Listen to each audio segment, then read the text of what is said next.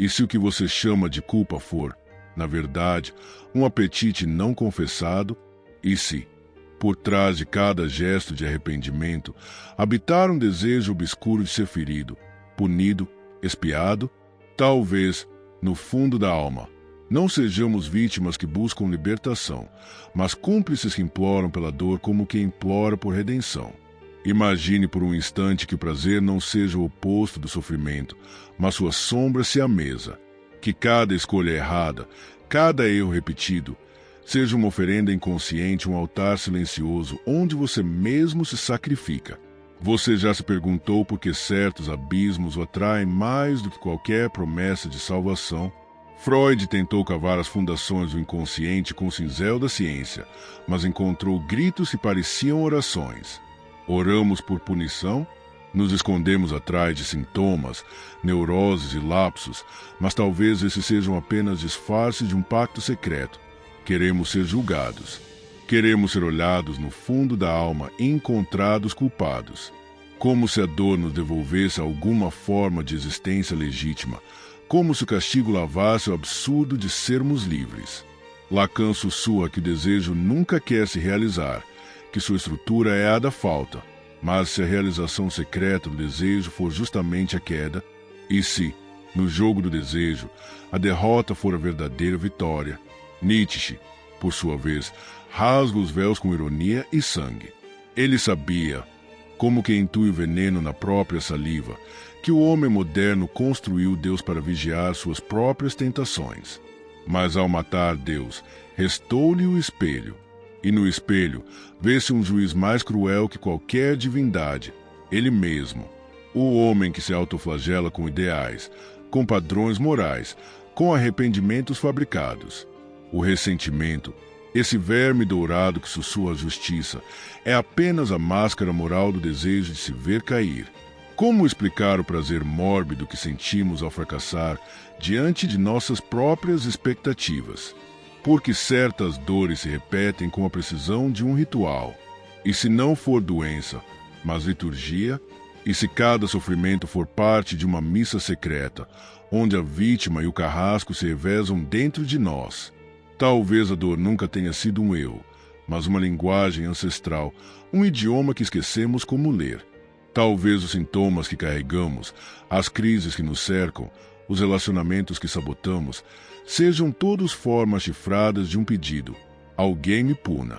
Não como castigo, mas como confirmação. Porque sem a dor, quem somos nós? A liberdade é insuportável, sem limite, e o desejo, esse tirano disfarçado de anjo, precisa de grades para se manter vivo. Por isso, não fuja da ferida. Olhe para ela como se olhasse para um espelho antigo, sujo de história. Você ainda acredita que quer ser feliz? Ou já percebeu que o que mais o fascina é o abismo entre o que você é e o que deveria ser? A pergunta não é se você quer escapar, mas por que insiste em retornar. O desejo de punição não é um erro da alma, mas sua arquitetura. E talvez, ao fim dessa jornada, você não encontrará consolo, mas algo mais valioso. A verdade nua, escandalosa e irreversível de que você mesmo é o artesão da sua dor. E o mais perturbador, talvez goste disso, há algo de profundamente perturbador na maneira como certas dores se repetem. Não como acidentes, mas como rituais. Elas não vêm do acaso, mas de dentro. Uma força silenciosa, quase sagrada, parece nos empurrar de volta aquilo que mais queremos evitar, como se houvesse uma voz subterrânea, abafada por camadas de razão, que sussurra: volte, sofra de novo, sangre onde já sangrou. E então nos perguntamos, entre soluços e justificativas, por que insistimos em percorrer caminhos que já sabemos onde terminam? Mas talvez a pergunta não devesse ser por quê, e sim, quem, dentro de nós, está escolhendo isso? Freud abriu as portas do inconsciente como quem invade uma casa antiga, cheia de vultos, retratos velhos e gritos esquecidos entre as paredes. Lá, entre desejos incestuosos e lapsos reveladores, encontrou algo mais do que traumas. Encontrou repetições. um retorno do recalcado, uma necessidade de repetir o sofrimento como quem tenta, em cada novo ciclo, resolver um enigma antigo. Mas se não for uma busca por resolução, e se a repetição for o próprio prazer, não aquele prazer de superfície, mas o gozo obscuro que Lacan chamaria de jouissance asterisco, essa alegria envenenada que sentimos ao tocar novamente a ferida, ao não conseguir, ao perder mais uma vez. Porque no fracasso há uma espécie de certeza, e a certeza é o último refúgio dos que não suportam a liberdade. Nietzsche, com sua ferocidade luminosa, já havia pressentido isso. Ele viu o homem curvado sob o peso de valores que ele mesmo inventou. Um ser que criou o pecado não para combatê-lo, mas para se ajoelhar diante dele. Porque há prazer em se submeter. Há uma embriaguez no ato de se acusar. O ressentimento não é apenas contra os outros, ele é também um gozo secreto contra si mesmo. E o moralismo, esse disfarce da crueldade, serve como chicote invisível com o qual nos punimos todos os dias. Carregamos ideais como cruzes, não para sermos salvos, mas para justificar nossa dor. E quando não conseguimos ser perfeitos, nos aliviamos. Enfim, temos um motivo legítimo para nos odiar, o desejo por punição. Então, não é um desvio, é a espinha dorsal de uma humanidade domesticada pelo medo de ser livre. Mas essa punição não vem sempre de fora. Ao contrário, os julgamentos mais implacáveis nascem em silêncio, no escuro. Não são tribunais que nos condenam, mas memórias. O olhar do pai decepcionado, a frase da mãe atravessando décadas, a humilhação diante de si mesmo. Essa sentença se inscreve no corpo, nas escolhas, no tempo. E o corpo se torna um campo de batalha, onde cada ato falho, cada sabotagem, cada afastamento de algo bom é uma forma sutil de autoflagelação. Criamos vidas onde o castigo é constante, mas disfarçado. Nos escondemos em relações onde somos invisíveis, trabalhos onde somos explorados, rotinas onde somos fantasmas. E dizemos que é falta de sorte, que o mundo é cruel.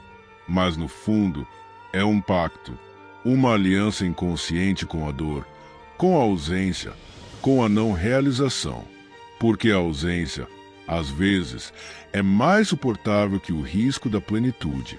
E talvez isso venha de muito antes, de quando ainda éramos animais selvagens.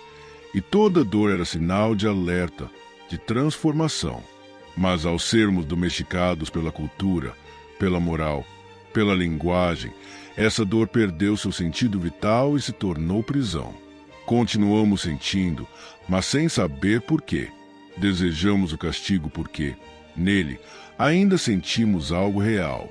Porque em um mundo onde tudo é máscara, até o sofrimento nos devolve alguma autenticidade.